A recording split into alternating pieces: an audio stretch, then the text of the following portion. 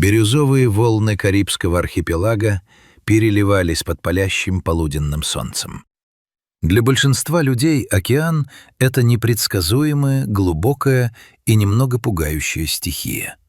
Но для жителей острова это был дом, а для дельфина по имени Джоджо — его персональная игровая площадка, на которой он прожил уже несколько десятилетий. Каждый на острове знал Джоджо. Он не был обычным обитателем глубин, который держится подальше от шума катеров и человеческих голосов. Джоджо обладал редким, удивительным характером. Он искал общение с людьми сам, по собственной воле, с детским любопытством и искренним восторгом. Когда серферы выходили в море и ловили очередную волну, Джоджо неожиданно появлялся прямо под их досками. Он бесшумно скользил под самой поверхностью воды, переворачивался на спину и пристально всматривался прямо в глаза человеку. В этом взгляде читалось легкое забавное замешательство. Дельфин будто с изумлением разглядывал серфера и задавался вопросом: «И как это у тебя получается плыть вместе со мной?» Джоджо обожал серфинг. Он подплывал сзади, выныривал из воды аккурат за кормой доски и летел по гребню волны ровно так же, как и человек рядом с ним. В эти мгновения между человеком и диким океанским созданием возникала невидимая, но абсолютно ощутимая связь. Чистая радость движения и свободы. С годами местная команда инструкторов и гидов придумала удивительное развлечение для гостей острова — подводное плавание с доской SubWing. Это специальный крылатый снаряд, за который держится человек, пока катер на небольшой скорости тянет его за собой, позволяя парить под водой, словно птица в небе. Джоджо сразу понял правила этой игры и буквально влюбился в нее. Каждое утро, как только мотор катера заводился, дельфин уже ждал у борта. Когда два пловца погружались в воду и начинали совершать мягкие волнообразные погружения, Джоджо пристраивался прямо рядом с ними.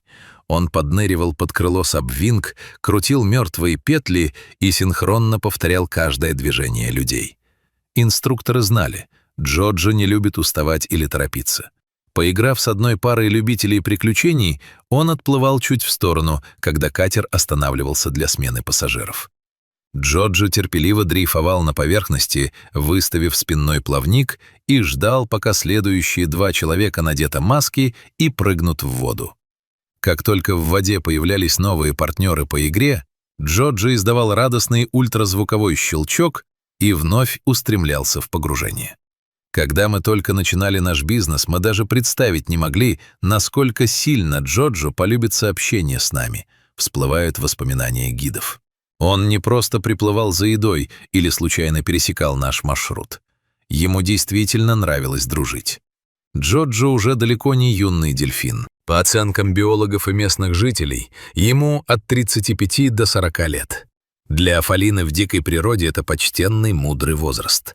Если подплыть к нему поближе и присмотреться, на его мордочке можно заметить благородные следы времени, мягкие сеточки морщинок вокруг глаз и небольшие шрамы от прошлых океанских приключений. Каждая морщинка расскажет свою историю о встрече с грозовыми штормами, об исследованиях коралловых рифов и о тысячах улыбок людей, которых он встретил на своем пути. Опытные капитаны лодок научились понимать Джоджо без слов, потому как именно он подходит к катеру, как бьет хвостом по воде или с какой грацией выныривает, они сразу определяют его настроение и то, во что именно сегодня дельфин хочет поиграть. Если Джоджо медленно дрейфует у кормы, значит, он настроен на спокойное плавание и хочет, чтобы его погладили по спинке. Если же он стремительно режет волны вокруг носа судна, приготовьтесь к динамичным прыжкам и задорным брызгам. Но, пожалуй, самые трогательные и удивительные истории о Джоджо связаны с его мохнатыми друзьями. Джоджо обожает не только людей, но и собак. Однажды на катере находился пес по кличке Зиз вместе со своими хозяевами. Едва катер бросил якорь в тихой лагуне, собака подбежала к корме, перебирая лапами от нетерпения и пристально глядя на воду. Внизу уже кружил Джоджо, выныривая и словно подзывая пса к себе. Не раздумывая ни секунды, Зи спрыгнул прямо с борта в океанские волны. То, что произошло дальше, выглядело как сцена из доброй сказки. Собака и дельфин начали резвиться в воде, нырять и кружить друг вокруг друга. Зи пытался плыть за Джоджо, а дельфин аккуратно подплывал снизу, подталкивая пса носом и подставляя спину. Почему дельфин и собака так быстро нашли общий язык? Ответ прост. Они оба обладают чистой, искренней игровой природой. У них нет предрассудков и страха перед неизвестным, только желание делиться радостью и беситься в прохладных волнах. Каждая их встреча превращается в настоящий праздник общения двух совершенно разных миров. Однако история Джоджо — это не только веселые игры на солнце.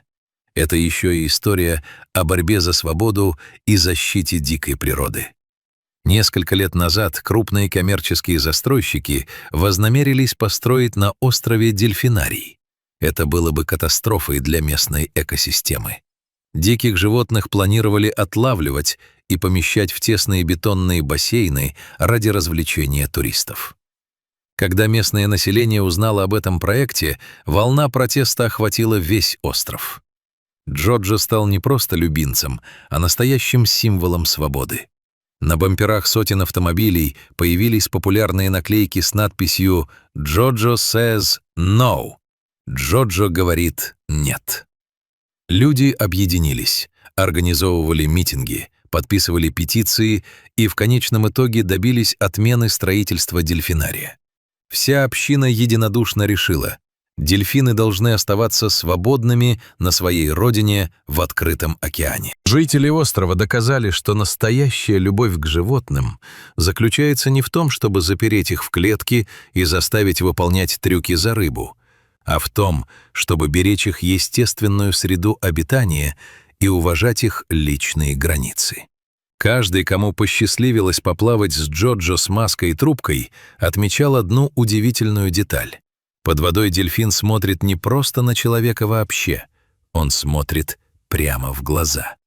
Джоджо подплывает близко-близко, заглядывает сквозь стекло маски и всматривается в человеческий взгляд. В этот момент четко ощущаешь, перед тобой не просто животное, действующее по инстинктам. Ты видишь разумное, мыслящее существо, которое анализирует происходящее и осознает себя. Джоджо узнает многих жителей острова в лицо. Он помнит тех, с кем плавал годы назад, и проявляет к ним особое, теплое внимание. У Джоджо есть свой уникальный характер, харизма и чувство юмора.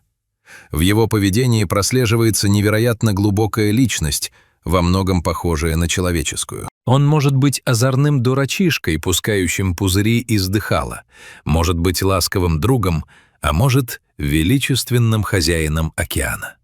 История Джоджо — это напоминание всем нам о том, насколько удивителен и сложен наш мир. Она учит нас тому, что дружба между человеком и диким зверем возможна без цепей, вольеров и дрессировки. Достаточно лишь проявить уважение к природе, и она ответит тебе доверием и любовью.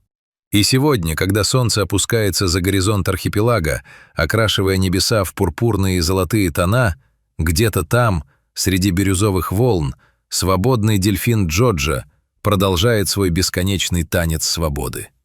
Он ждет нового дня, новых встреч, новых серферов и верных друзей, чтобы снова подарить им частичку своей океанской души.